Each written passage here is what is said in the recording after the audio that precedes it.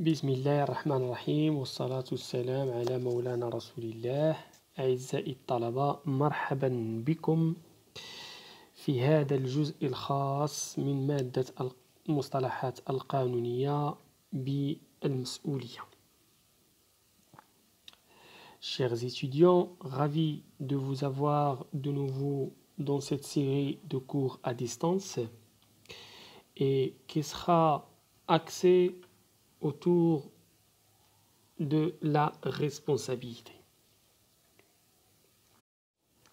La responsabilité est l'obligation de répondre de ses actes, principalement dans le cas où ceux-ci sont condamnables légalement ou moralement, et d'être garant de quelque chose et d'assurer ses promesses. إذن المسؤولية هي التزام وواجب تحمل تبعات أفعال وتصرفات الشخص، وهذه المسؤولية تستوجب اللوم والعقاب. هذا اللوم والعقاب يكون قانونيا أو أخلاقيا، والمسؤولية أيضا هي أن تضمن شيئا أو أن تفي بوعد لشخص آخر. إذن هذه مجموعة من المفاهيم للمسؤولية، لمصطلح المسؤولية. La responsabilité a pour conséquence le devoir de réparer un préjudice à quelqu'un de fait par son fait et son comportement ou par le fait de ceux dont on a la charge ou la surveillance, voire de supporter une sanction. إذن المسؤولية ما المسؤولية؟ المسؤولية هي ذاك الواجب الذي من خلاله يجب على الشخص أن يعوض شخصا آخر بسبب ما تعرض إليه وأحدث له ضررا من طرف الشخص الأول. والمسؤولية أيضا ليست عن فعل الشخص، بل أيضا حتى عن الأفعال التي تصدر عن بعض الأشخاص الذين هم تحت رعايتنا وحمايتنا، وهذه الأفعال والتصرفات الصادرة عن هؤلاء الأشخاص أو الأشياء تحدث ضررا لطرف آخر. إذن هذا الضرر هذا ما هو ناتجه أو نتيجته هو تعويض الطرف المتضرر. Donc, la responsabilité désigne également la capacité de prendre soi-même des décisions. المسؤولية أيضا تعكس أيضا تلك القدرة وتلك الجرأة للشخص لأن يأخذ ماذا؟ لأن يأخذ قرارات فردية شخصية. إذن هذا كل ما يتعلق بمنظور تعريفي أدبي فقهي لغوي للمسؤولية. من الزاوية القانونية يمكننا أن نقسم المسؤولية إلى مسؤولية أخلاقية ثم مسؤولية قانونية.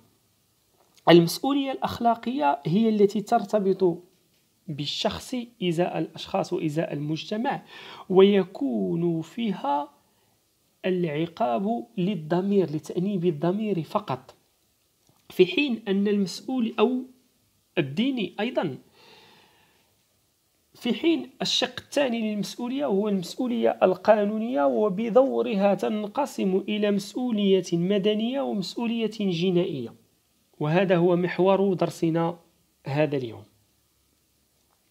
فالمسؤولية المدنية سوف نتناولها في محور أول، والمسؤولية الجنائية سوف نتناولها في محور ثاني.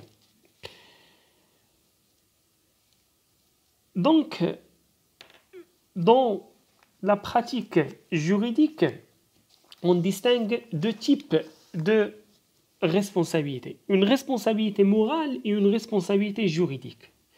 Quant à la responsabilité morale, la dissuasion, il est confié à la conscience et à la règle divine.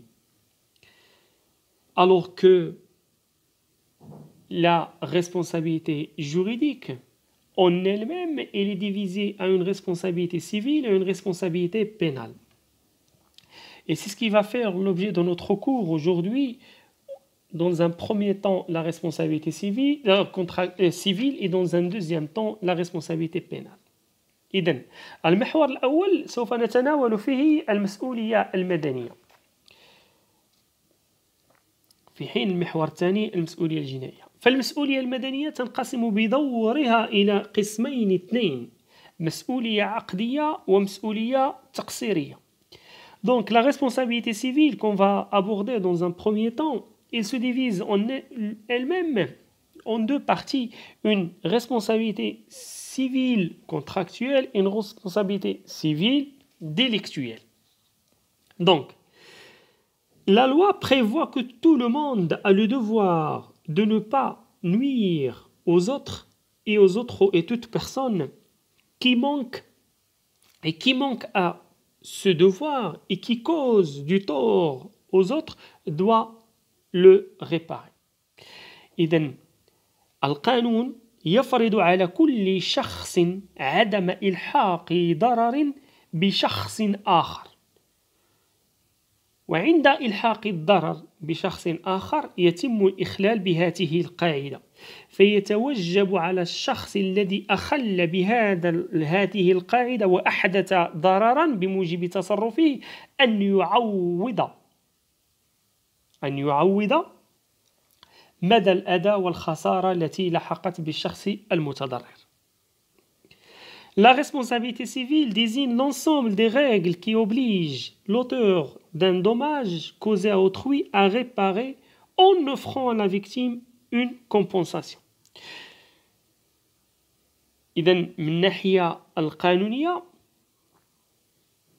فالمسؤولية هي مجموعة القوانين التي بموجبها يجبر الشخص الذي أحدث ضررا لطرف آخر وهو المتضرر ماذا هذا الإجبار؟ أن يعوضه على كل ما لحق به من أذى وخسارة. En effet, la personne fautive a l'obligation de réparer le dommage causé à une ou plusieurs personnes de son propre fait ou de celui des personnes, des animaux ou des choses dont il a la responsabilité.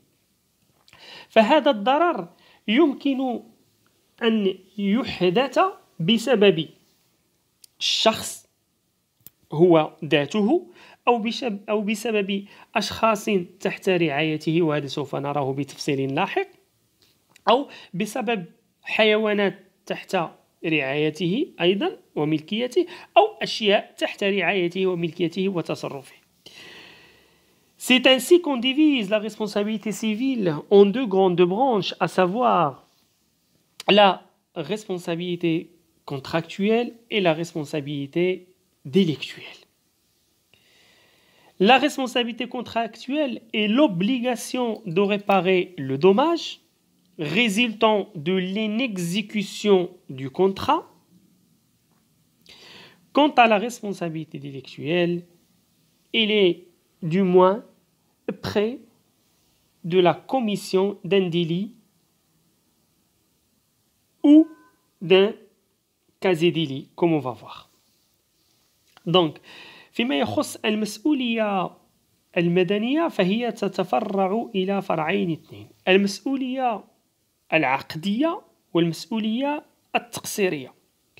فالمسؤولية العقدية مرتبطة بعقد، والذي بموجبه عندما لا يتم الوفاء، إذن هناك عدم وفاء لهذا العقد لمقتضيات هذا العقد، فإنها تنشأ المسؤولية العقدية. في حين المسؤولية التقصيرية فهي تنشأ عن ماذا؟ تنشأ عن جرم أو شبه جرم كما سوف نراه مفصلا في ما يلحق من الدرس.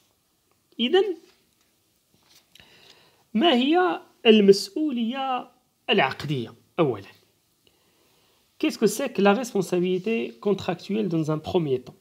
Donc, la responsabilité contractuelle, elle est engagée en cas de mauvaise exécution ou d'une inexécution totale ou partielle des obligations qui naissent d'un contrat. إذن فالمسؤولية العقدية تنشأ عن ماذا؟ المسؤولية العقدية تنشأ عن سوء تنفيذ أو عدم تنفيذ، وهذا التنفيذ يا إما أن يكون كليا أو جزئيا لبعض الالتزامات أو لكل الالتزامات التي تنشأ عن عقد. إذن فالعقد، ما هو العقد؟ هو ذلك التصرف القانوني الذي بموجبه هناك التزامات لكل طرف اتجاه الطرف الآخر. فعندما يكون هناك سوء تنفيذ هذه الالتزامات أو عدم تنفيذها بصفة كلية أو عدم تنفيذها بصفة جزئية، تنشأ بموجبه المسؤولية العقدية. إذن فالمسؤولية العقدية وفق مقتضيات ظهير الالتزامات والعقود، وخصوصا الفصل 263، وأيضا إلى عدنا إلى الوراء الفصل 242 من قانون الالتزامات والعقود، تنشأ وفق مرتكزات، وفق شروط. Donc la responsabilité contractuelle est mise en œuvre, et la référence ici légale, c'est l'article 263, voire même l'article 242 du Dahir des obligations et des contrats. Donc la responsabilité contractuelle est mise en œuvre lorsque l'un des contractants n'a pas respecté ses obligations nées au contrat, du contrat, et que ce non-respect a causé un dommage à son contractant. C'est ainsi que l'auteur du dommage doit réparer le préjudice qu'il a causé à son co-contractant lors de la signature du contrat en versant des dommages et intérêts.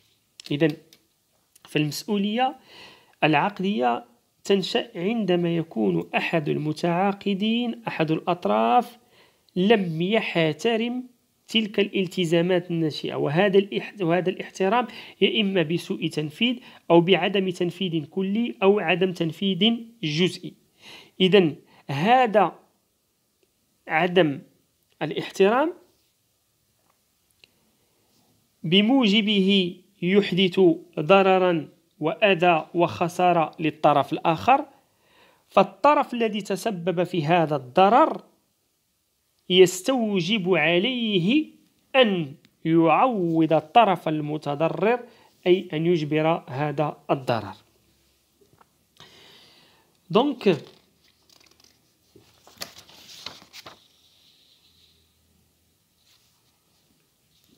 en ce qui concerne les éléments constitutifs de la responsabilité contractuelle à travers cette définition, إذن فيما يخص الأركان التي تكون وتؤسس للمسؤولية العقدية من خلال هذا التعريف المتواضع للمسؤولية العقدية، يمكننا أن نستنتج أن هناك 3 أركان. أولا الخطأ، ثانيا الضرر، وثالثا العلاقة السببية. Donc, pour que la mise en œuvre et la mise en exergue de la responsabilité contractuelle soit réalisée, il nécessite 3 conditions. Premièrement, la faute. Deuxièmement, le préjudice, le dommage. Et troisièmement, le lien de causalité. À cet égard, le créancier doit apporter la preuve de l'inexécution de l'obligation. إذن في هذا المنحى يتوجب على الدائن الذي ألحق به الضرر أن يثبت بكل وسائل الإثبات عدم تنفيذ التزامات التي تشكل العقد بينه وبين الطرف الآخر. ماذا يعني هذا؟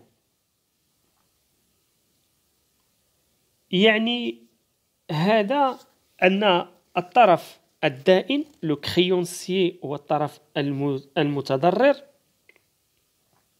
يجب أن يدلي بكل الحجج ووسائل الإثبات والدلائل على عدم تحقيق هذه الالتزامات المتضمنة في العقد، وذلك بعدم التبصر أو إهمال أو سهم.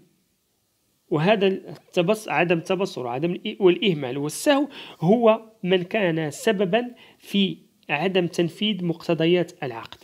Donc, la preuve de la non-réalisation du résultat promis dans le contrat ou preuve d'imprudence, عدم تبصر, ou de négligence, إهمال, ou d'inattention, سهو, ayant causé le préjudice, et ce dans le cadre de l'exécution de l'obligation contractuelle. Par contre, le débiteur, يعني الشخص الذي أحدث ضررا ونطالبه بالتعويض, est exonéré des dommages et intérêts s'il apporte la preuve que le préjudice résulte d'une cause étrangère, c'est-à-dire soit d'un cas fortuit ou de force majeure, soit au fait d'un tiers, soit le fait même du créancier. إذن بصيغة أخرى يتم إعفاء المدين من تعويض الدائن إذا أثبت أن هناك سببا خارجيا هو الذي تعذر بموجبه أن ينفذ مقتضيات العقد، سبب خارجي cause étrangère، أو حادث فجائي، أو قوة قاهرة، أو أن هناك طرفا آخر بسببه تعذر عليه تنفيذ مقتضيات العقد. بالإضافة أيضا يمكنه أن يثبت أن الدائن له يد في عدم تنفيذ هذه المقتضيات التي يتضمنها العقد.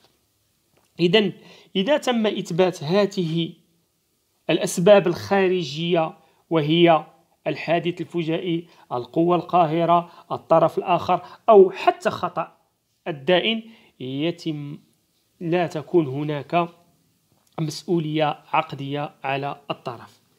À ce titre, la réparation de préjudice est constituée par des dommages et intérêts en cas d'inexécution ou en cas de retard dans l'exécution. إذن بغض النظر على ما يمكن أن يدلي به الطرف المدين الذي نتابعه أو نطلب منه التعويض، فإذا تم الإدلاء بكل الوسائل أن هناك عدم تنفيذ يا إما جزئي أو كلي أو سوء تنفيذ، يتم إجبار الضرر، وحتى هناك تأخير أيضا إذا كان هناك تأخير أو تأخر في التنفيذ. إذن أعزائي الطلبة، حتى لا أطيل عليكم هذه الحصة، سأودعكم هنا لأضرب لكم موعدا إن شاء الله الرحمن الرحيم في الحصة القادمة، والتي سوف نكمل فيها النظرية العامة للمسؤولية، وخصوصا في شقها المدني، وبالضبط المسؤولية التقصيرية، وفي شقها الجنائي المسؤولية الجنائية. إذن إلى هنا قد تناولنا في هذه الحصة فقط بعض المفاهيم اللغوية والاصطلاحية والقانونية لمصطلح المسؤولية لا responsabilité، وقلنا أن المسؤولية تنقسم إلى قسمين اثنين كبيرين، وهما المسؤولية الأخلاقية والمسؤولية القانونية. المسؤولية القانونية بدورها تنقسم إلى مسؤولية مدنية ومسؤولية جنائية، والمسؤولية المدنية أيضا تنقسم بدورها إلى مسؤولية عقدية ومسؤولية تقصيرية. والمسؤولية العقدية تنشأ عندما يكون هناك عدم تنفيذ كلي أو جزئي أو سوء تنفيذ لمقتضيات والتزامات التي يتضمنها العقد بين الطرفين. وقلنا أن عبء الإثبات يقع على الدائن وليس على المدين، وحتى أن المدين الذي نطالبه بالتعويض إذا أثبت أن هناك سببا خارجي هو الذي بموجبه تعذر عليه تنفيذ هذه المقتضيات، وذلك من خلال حادث فجائي كفورتوي أو force majeure قوة قاهرة أو un tiers, le fait d'un tiers ou la faute du créancier. إذن طرف آخر أو خطأ الدائن فلا يستجيب تعويض كل الأضرار. إذن أضرب لكم موعدا في الحصة القادمة إن شاء الله الرحمن الرحيم. شكرا على حسن استماعكم وإلى الأسبوع القادم.